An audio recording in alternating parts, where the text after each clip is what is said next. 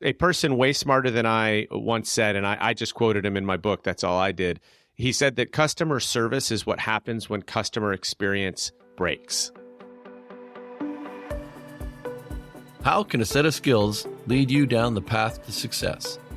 That's what we're setting out to answer on the EdUp Canada podcast. I'm your host, Michael Sangster. Join me as we unpack how leaders around the world have taken training and skills and turned that into a lasting career. Now let's learn together.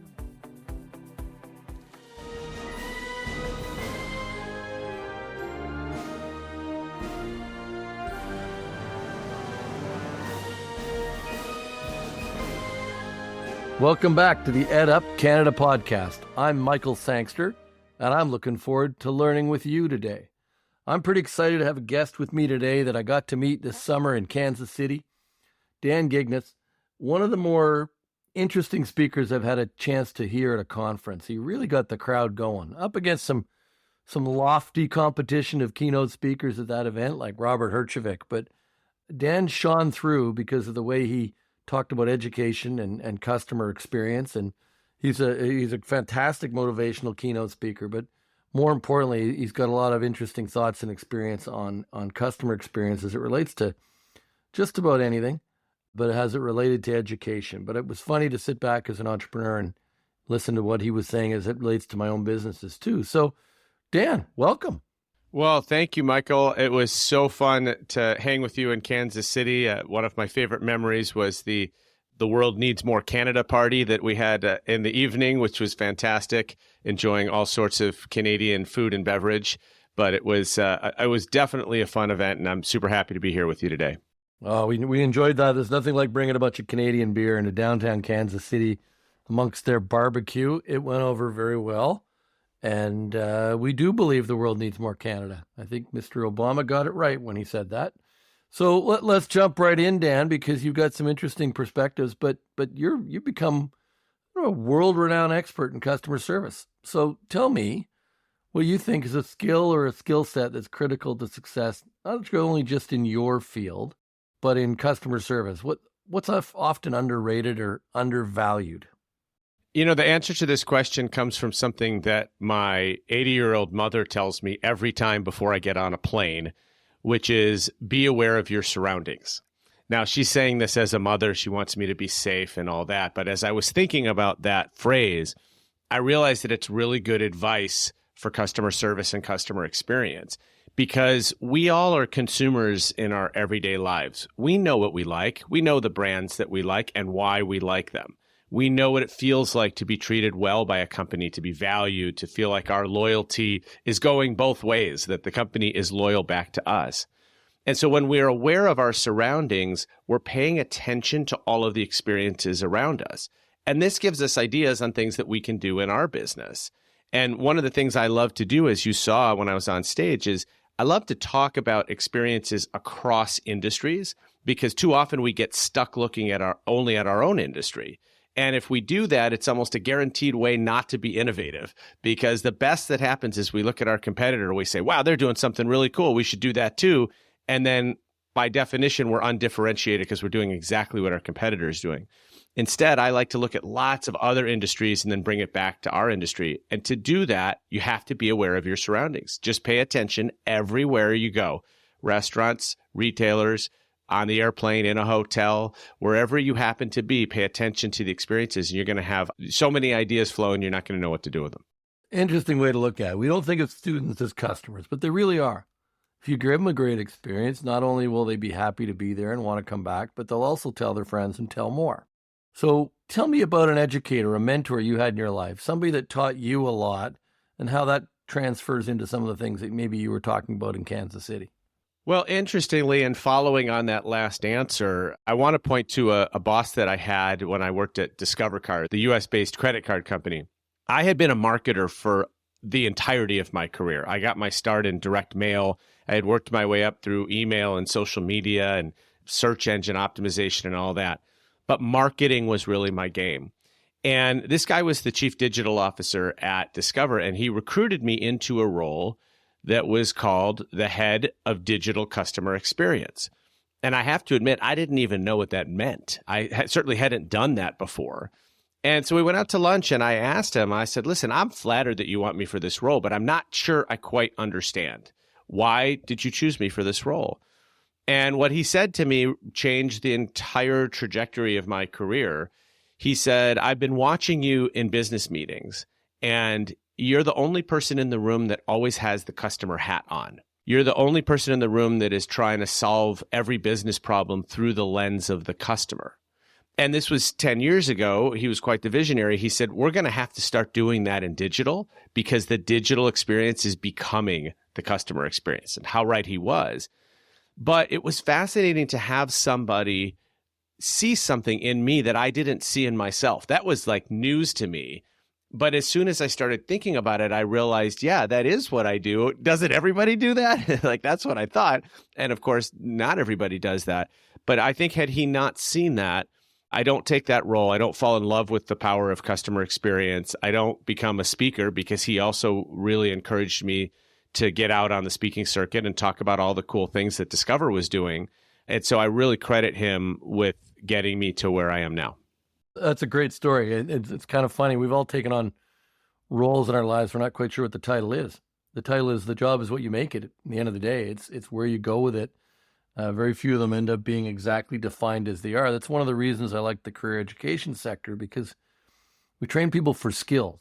We train people to roll into a job with confidence, teamwork, communication skills, the kind of like a soft skills you need to be successful. So I'd be interested in your views. How is education today meeting the needs for customer service?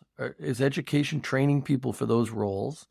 What are the best ways you see people who want to be in that sector getting prepared? That's a great question. And, you know, when I spoke at the event that you were at, we were really looking at the students as the customers. And how do we create a collegiate environment, an educational environment in which the students feel valued and are getting what they paid for and are feeling appreciative. But as we're teaching these students all of these skills, and you do teach hard skills and soft skills, one of the soft skills needs to be about how do we interact with customers. Because no matter what business we're in, no matter what our role or our title or job description is, we are in the customer experience business. And the companies that understand this, that get that every employee is in the customer experience business, these are the companies that are doing it right. And so what do I mean by that? Well, maybe you are an auto mechanic and you don't actually ever interact with the driver of the car. Your job is just to fix the car. Somebody else at the front desk is interacting with the customer. And yet all the things that you're doing to this person's car are going to have a big effect on their experience at wherever they're at the shop, right? And there are also additional things that you might do, especially if you're empowered to do, to make that experience a little bit better. Maybe it's a spray of some air freshener. Maybe it is wiping down the seats, even though that's not supposed to be part of the service, or whatever it is. There's little things that can be added. And when we have a culture of customer centricity, and every employee both believes that customer experience is part of their job and is empowered to do something about that, that's when we get these companies that people just love. And I ask audiences all the time to tell me, you know, what's a brand that sticks out to you that you love? And I only get two kinds of answers. I either get the gigantic brands, Starbucks comes up a lot, Amazon comes up a lot, Disney comes up a lot, or I get answers like my local hardware store, my local auto mechanic. And when you start to ask them, well, why? You get these deep, fascinating answers. In fact, it just happened to me today on LinkedIn. Somebody commented on one of my posts, and she was talking about bringing her car into the shop and how she got a replacement part, and the replacement part didn't work. And eventually, she had brought it back in a bunch of times, and eventually the replacement part was out of warranty. But the shop owner still worked to get it fixed for her, even though it was out of warranty, because he knew that she was in the right. And he wasn't going to hide behind some rule about, well, it's out of warranty, tough luck for you, because he knew that he hadn't fixed it right the first time. And she said, I'm never going to take my car anywhere else because of how I was treated, even though she had to go back a bunch of times because the thing wasn't fixed. So this was an annoying experience. And yet now she's 100% loyal because how she was treated. I think the greatest customer experiences are when somebody makes a mistake and fixes it. Absolutely. So it was interesting you talk about that. I'm always been focused on the little things in customer service, and I think that's one of the great strengths of the sector I work in now is that a whole bunch of little interactions is what you can do in a career college because it's smaller, it's more intimate. So you can have an impact on somebody because the janitor cleaned the office, somebody else jumped in and moved the chairs, and you can just, that room is always ready, that those little things that can add up and make somebody have an amazing experience. But you can also do those little things where it creates a bake sale, something that creates that opportunity for people to feel part of a community, which is what they tell people about. I love the hardware store story because I think it's important. One of the interesting things for us is that our customers in our sector, we talked about the students, but it's also the employers. It's also about making sure that we're training for those skills that people need. So we work really, really closely with employers. So I guess I'm going to go back to a little bit of what we talked about earlier, but that one skill that you think you wished you had learned earlier, that piece of advice, that lesson, or that skill that you now have, that you've now incorporated into what you do, but you wished you had embraced earlier? Yeah, for this one, I have to say it's about being your authentic self. And what I mean by that is everybody brings something unique to the table, but so often especially in work environments, we're asked to be one and the same, where everybody gets the same training. We are supposed to do the same thing. And what happens is it pulls the personality out of it. And that's exactly what consumers today are looking for. They want human interaction. This is what COVID did to us, right? When it took human interaction away for us for so long, the consumer today wants that human interaction. And so I think that it's so critical that we let people be their authentic selves. Now, one example that I love to share about this, when I was graduated from college, I put on my resume, at the bottom of my resume, I put 2 items that had nothing to do with any of my educational or work experience. I wrote down that I was a licensed bartender and that I was a big fan of The Simpsons. And I will tell you that every interview I went on, every one, the first question was either, can you make this drink, or did you see that episode? And so every interview I went on, in the first 30 seconds, I could let my shoulders down and relax because we were just having a conversation and they were getting to know me. Even today, when you go to my website and you go to the About Dan section, there are 18 facts about me that have nothing to do with me as a speaker, as a customer experience expert, as an author, any of that. They're just things that have happened to me in my life or random quips. And what I find is that when someone has been to my website and then I have an introductory call and they start the call with the one thing that stood out to them, we make an instant connection. I have a much better chance of closing a deal. I have a much better chance of having a new friend because there's just something that we have connected on. And that's what happens when you can be your authentic self, is that if you are trying to be like everybody else, there's no way for you to stand out. But we all have interesting things that have happened to us. I know you know one of my favorites because it's used usually in my introduction when I go on stage is that I delivered a pizza to Michael Jordan. The number of people that ask me about that, and it happened 25 years ago, right? It's not even a new story, but it's just one of those things that stands out for people. And I just encourage everybody, whether you're preparing a resume, whether you're interviewing somebody on the other side of the table, whether you are updating your LinkedIn, or whether you're engaging with a customer, find that thing that you can talk to them about that isn't necessarily relevant to the main conversation at hand, but is an attempt to get to actually know them as a human.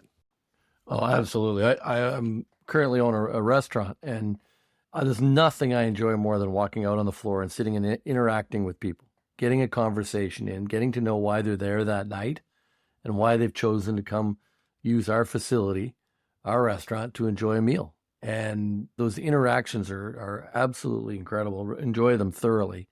And you end up with a better customer relationship with people. And that's what I see in the career college sector, is that direct connection with the students. So what are you hearing from employers? You speak to a lot of different groups. What are you hearing from employers of what they're looking for, what they're needing? I know you spoke a little bit about this when we were in Kansas City. Give me an idea, if you've got an idea of thought there, of what employers are looking for. Well, I think that it's a combination, as you said before, of the hard skills and the soft skills. And if you have only one but not the other, it's going to be tough to be successful. And so you can be, the hard skills are sort of the main requirement because you have to be able to function in the job.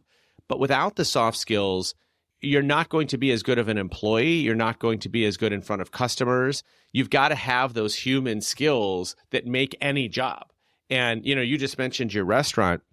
I can tell you on the other side, I was just recently at a barbecue restaurant, and it was a new restaurant. And the owner of the restaurant came by every table and asked us how our food was and talked to us. And we were amazed. And we liked the place even better because we felt like we were connected to it because the owner cared enough to talk to little old us, right? And so as we sort of evaluated the experience, we're looking at the food, that's the hard skill, and we're looking at the environment and the experience, which is the soft skill. And both of them added up and really worked well together. So I think that as employers are looking for candidates, it's that combination that really makes the best employees. Oh, I completely agree. I remember being on a flight on WestJet Airlines here in Canada, and Clive Bedeau, the founder, sat down next to me. I kind of said to him at one point, "Hey, you look familiar. Do I know you?" He said, No, just a business guy." Plane took off. He walked up to the front of the plane, grabbed the microphone, introduced himself, and then proceeded to work his way through the entire plane and talk to everybody for 2 hours while we flew to Calgary. And what I noticed, so I sat and watched him for the whole time. And he'd spend about a minute with a family, but he'd spend about 4 minutes with a business person. They're obviously trying to break into that marketplace, but he was taking that time. Tell you, my next flight, I booked on WestJet because of it. And it was, you're trying to understand me. You're trying to understand what my motives are to shape your airline around us. So if you were thinking about the education piece, if you were looking at the sector I'm in and you were talking to, say, a college owner or a college director that's running one of our institutions, do you have a piece of advice on customer service, that one thing? Or those two things that they should be doing or thinking about on a daily basis? Well, I'd definitely say it should be part of the curriculum. Because if you think about it, and you heard me say this, in so many industries, there is commoditization. So if you go to 3 different colleges to learn auto mechanics, you're going to learn largely the same skills. Right. And I'm sure that if you are an expert in the industry over time, maybe you can tell the difference between college A, college B, and college C graduates because maybe they teach it slightly differently. But all in all, you're going to learn roughly the same skills. But if one of those colleges is also educating students about the importance of customer service and customer experience, that person is going to stand out from the crowd because they've got that hard skill just like everybody else, but there's something that differentiates. And you probably notice a theme in this conversation, right, is that ultimately, if you are the same as everybody else, whether you're an institution, an educator, or a student, it's really hard to stand out because there's too many people that are doing exactly the same thing. There are not a whole lot of airline CEOs that walk the plane. And that's why that stands out. If everybody did it, then that story wouldn't be remarkable. And so I think that's the one thing is if I were the president of a school, I would be saying, how do I work this into the curriculum? Everything that I teach, how do I add in an element of what's in it for the customer? What is the customer going through? Where are they in their journey when you're doing this, when this thing is happening? And maybe, again, just to keep using the auto mechanic example, maybe the customer's in the waiting room, right? But the customer's just sitting there. They're oblivious to what you're doing. I always like to talk about the fact that I'm not a car guy in the sense that I don't understand how cars work. I like cars. I like driving cars, but I don't understand how they work. So when I go in to get my car fixed, I call that a blind transaction because ultimately, if somebody says you need new brakes, I'm not going to argue with them, right? I'm going to be like, yes, sir, I need new brakes. Like, please put in new brakes. And on those blind transactions, you have to build trust because there are bad actors out there that will tell you every time that you need new brakes, right? And so to build trust, you have to have back to that human interaction. You have to have a conversation with the customer. You have to explain things to the customer. I remember I showed you all a video when I brought my car in to get fixed that the auto mechanic took with his own phone. You never see his face, but it was about a 45-second video from underneath my car where he was going through and showing me the things that he looked at, and he was measuring the width of the tire tracks and all these things. and tire treads. And it gave me this trust. It gave me this feeling like, oh, he's not just telling me this stuff. He's showing it to me and I believe him. Even though I've never seen his face, I still don't know the guy. But just that little element of thinking about where the customer was at and being willing to educate a customer that doesn't know a ton about cars, it's a huge difference maker. I like that you use the word customer experience, not customer service more, because I think that relates closer to what I want out of relationships with businesses that I do work with. But it also goes back to when I talk to many of the people in the education sector, it's the customer experience, it's the student experience that leads them to tell their brother to go there. That says, I went for this, I left with this, and I got this job. I got this role. I was in this role, I went to upskill, and now I'm in this position. Best advertising they have is the customer experience of someone else they know who went to that institution. So it's interesting. I didn't expect to take as much out of your remarks in Kansas City as I did as it related back to our sector. So good job on you to relating it back to us. But also, I think you meant every word of it about what's going on around education in North America. Of course, yeah. And just to clarify, a person way smarter than I once said, and I just quoted him in my book, that's all I did. He said that customer service is what happens when customer experience breaks. So if you think about it, if you have a perfect experience, no one ever has to call the customer service department, right? Because no one ever has a problem. And so customer service is a part of customer experience. It's that moment where, as you mentioned before, there's a problem and the customer is hoping the problem gets resolved. And if the problem is resolved, the customer is going to feel even better about the organization. But it's a subset, it's a piece of the experience. And hopefully you never need customer service because hopefully the experience works as designed and it's flawless and we don't ever have any errors or problems to fix. But if we do, then customer service becomes a critical part of the experience. Well, in everything we do, we have customer service to clean up the experience. I'll use the analogy somebody used to me one time. The courts are there to be the customer service for bad customer experience. Exactly. If the politicians get it wrong, the courts have to step in and get it right. And it's just a different level of customer service, customer experience. And I thought that was an interesting analogy as we all look at politics in North America these days. So that's probably a conversation we shouldn't get into. I was going to say, that's a different podcast. That's a different podcast and not one I really want to host. I got one last question for you. And I guess it's, how did you get where you are and where are you going? Because this is an interesting path you've been on. And I'm interested to see, I always tell people, I never expected I'd be here. I ended up going from working in philanthropy from school and then going to work in the high-tech sector and then going to work in the telecom sector and then the aerospace sector. And now I'm running a not-for-profit supporting the career college sector. So it's a journey, but it's not a straight line. There is no straight line in any career. So how did you get where you are and where's Dan in 5 years? I think the key to all of it is to follow your passion. And what I tell people today with the benefit of hindsight is if you can ever find a job that you truly love, it's a game changer. You know, I had a winding career path as well. I spent 20 plus years in corporate America, mostly at large companies, a couple of B2Bs. And I did the work and I moved up and I did what I was supposed to do. But I wouldn't say that I ever came home from work and, told my significant other how much I loved my job. And now I get to do something that I love every day. And it's a game changer. It's funny. I used to joke that I measure my job satisfaction by how many times I hit the snooze button on the alarm because I'm not a morning person. And today I get up every morning and I'm ready to go and I'm excited because I'm doing a job that I love. I'm also working for a great boss, by the way. That makes a big difference too. Myself, yes. But I think it's about following passion. And ultimately, as I mentioned before, I didn't have any idea that customer experience or that public speaking was going to be a thing that I did. But I kept moving towards the things that I was interested in, passionate about, and finally was able to find a job that I love. And I wish that for everybody because our careers are long. It's great that we get different experiences. I'm sure that all of your previous experiences have impacted how you look at education and even your restaurant today. Absolutely. And so that's all beneficial. But follow your passion. And you never know where that leads, but usually to a pretty good place. So I'm going to wrap it up there for today, but I think that's probably the best advice you gave today, because if you're passionate about what you're doing, you'll become passionate about the experience of teaching. You'll be passionate about being a student. No matter what you're doing, if you're chasing something you love, you're going to enjoy it a little bit more. So Dan, with that, thank you for joining us.